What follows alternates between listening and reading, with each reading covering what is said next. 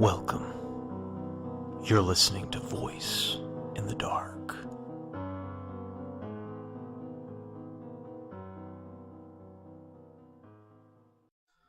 The Telltale Heart by Edgar Allan Poe. True. Nervous. Yes, very, very dreadfully nervous I had been and am. But why will you say that I am mad? The disease had sharpened my senses, not destroyed, not dulled them. Above all was the sense of hearing, acute. I heard all things in the heaven and in the earth. I also heard many things in hell. How then am I mad? Hearken and observe how healthily, how calmly I can tell you the whole story. It is impossible to say how first the idea entered my brain. But once conceived, it haunted me day and night. Object there was none. Passion there was none. I loved the old man. He had never wronged me.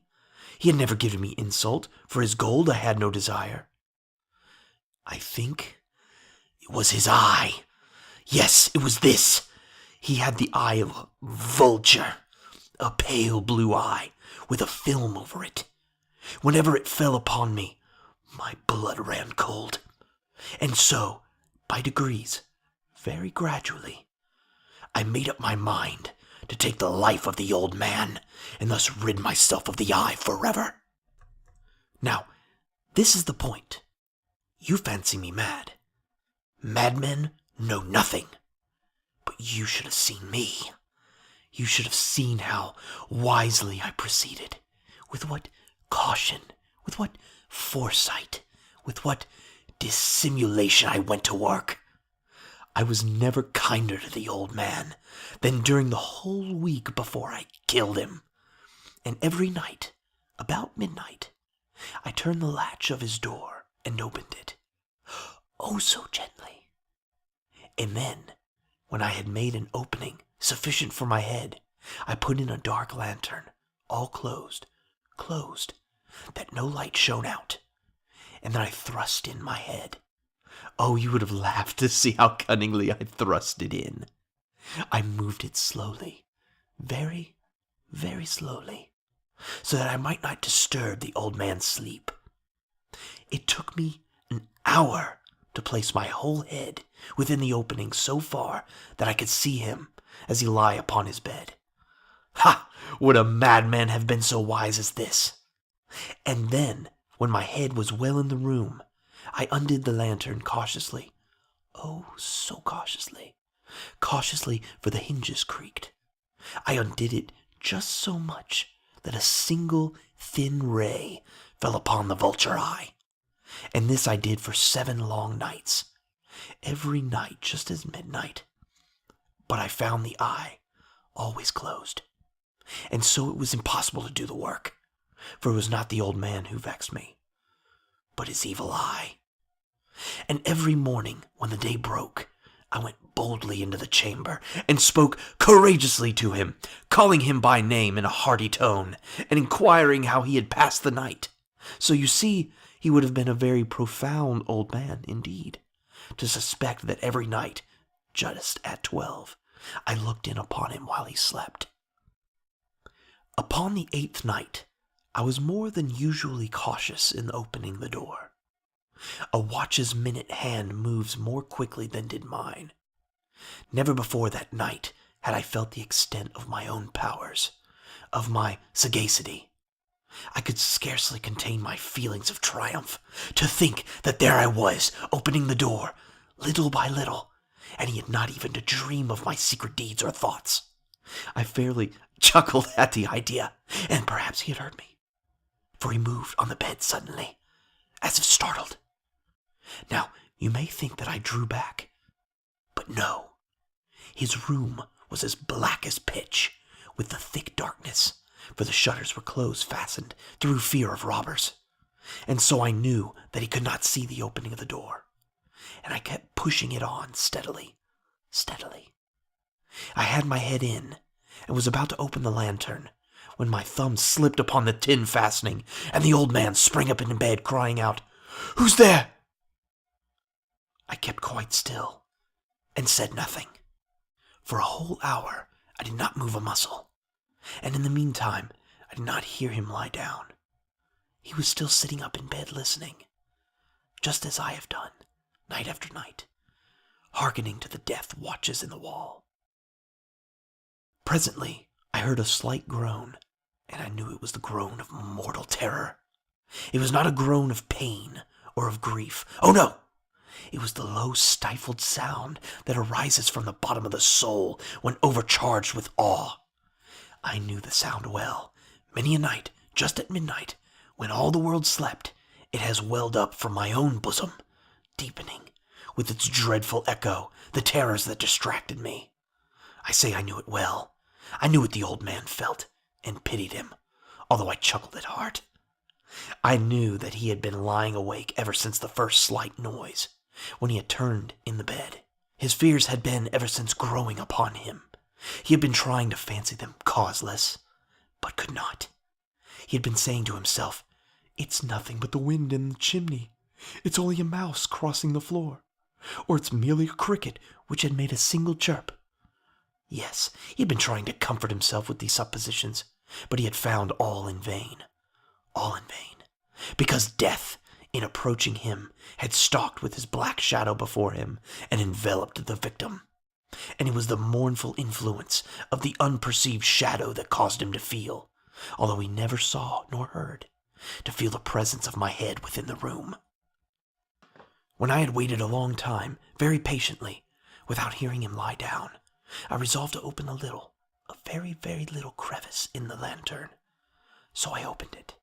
You cannot imagine how stealthily, until, at length, a single dim ray, like the thread of a spider, shot from out of the crevice and fell full upon the vulture eye.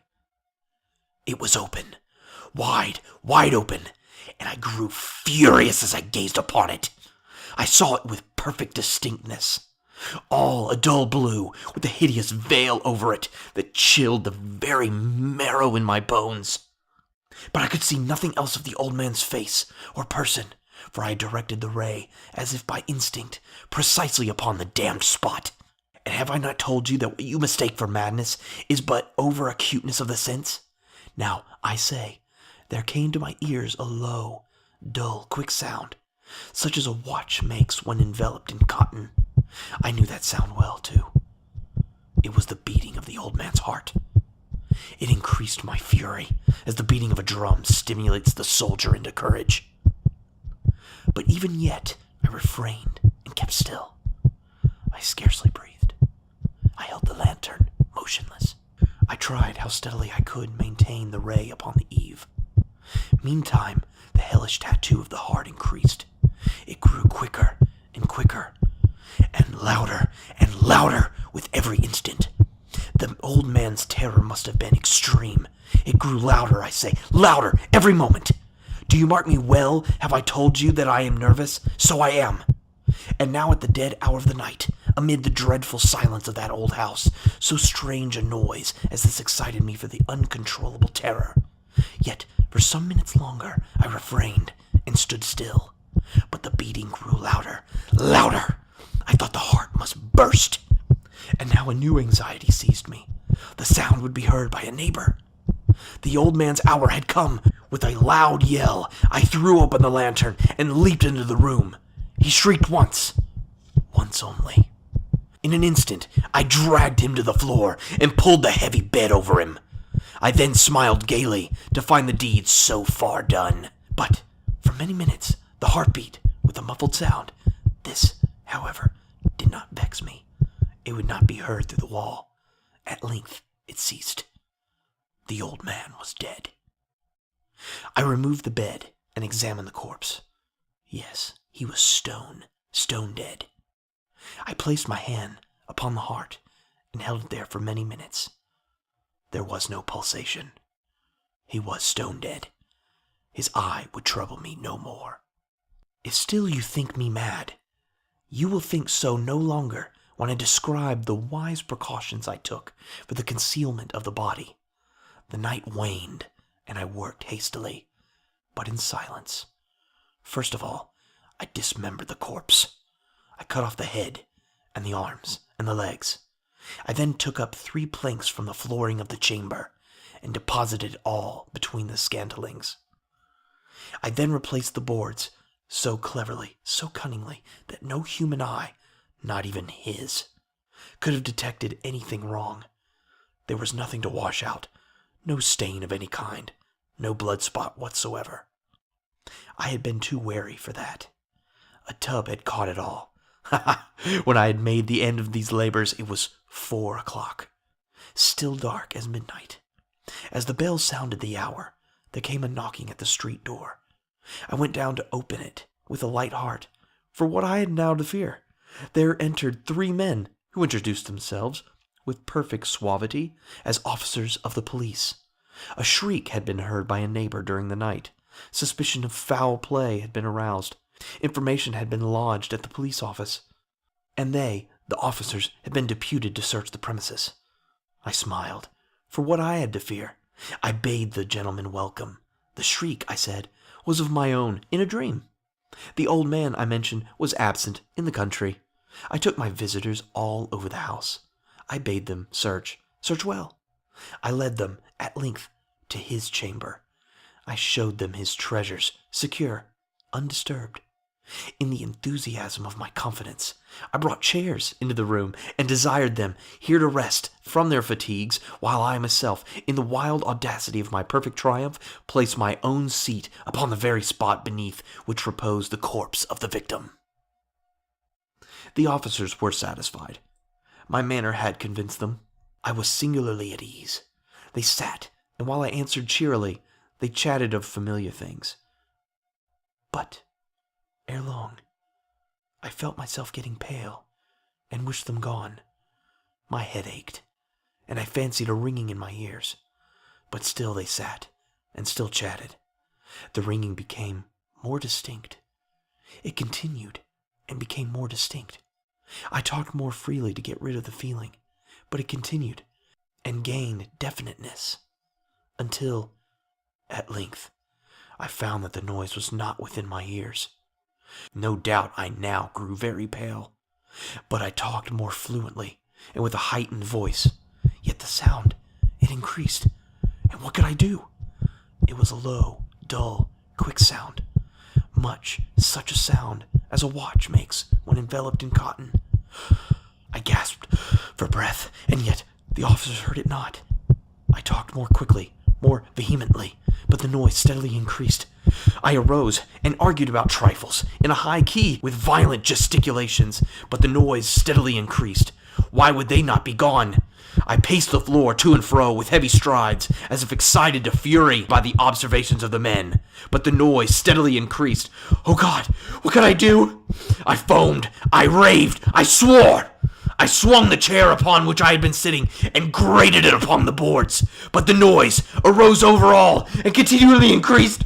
It grew louder and louder and louder, and still the men chatted pleasantly, and I smiled. Was it possible that they heard it not? Almighty God! No! No, no! They heard! They suspected! They knew! They were making a mockery of my horror! This, I thought, and this I think, but anything was better than this agony! Anything was more tolerable than this derision! I could bear those hypocritical smiles no longer! I felt I might scream or die! And now, again! Hark! Louder! Louder! Louder! Louder! Villains! I shrieked. Dissemble no more! I admit the deed! Tear up the planks! Here! Here! It is the beating of his hideous heart!